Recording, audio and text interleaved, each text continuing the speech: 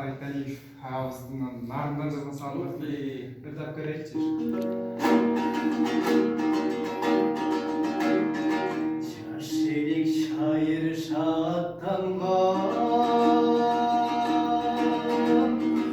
ağız kazıp arattangan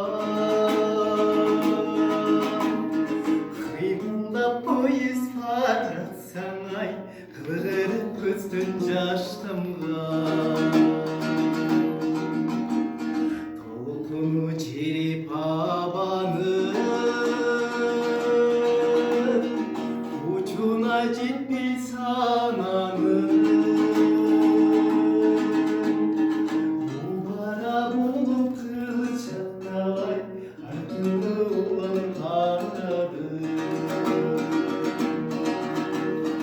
караган менин көрүндөй капкайда кылды караны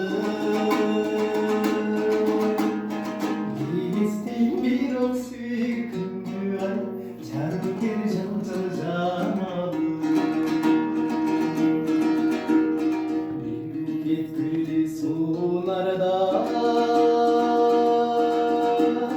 үйүттүгүнгө кадалды саламатсың баргынды ай узатып калдым багсылына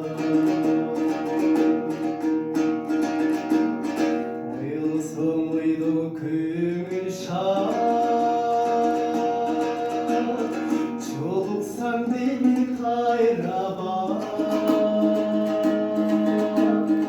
театр ачып жатканда нарындан жазган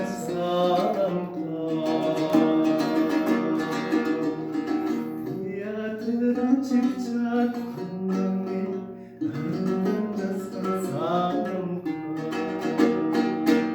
Ай yazma. Herhalde живой ыркыдан башка бир. Мен сөз дуан жара келип калган караганда ше.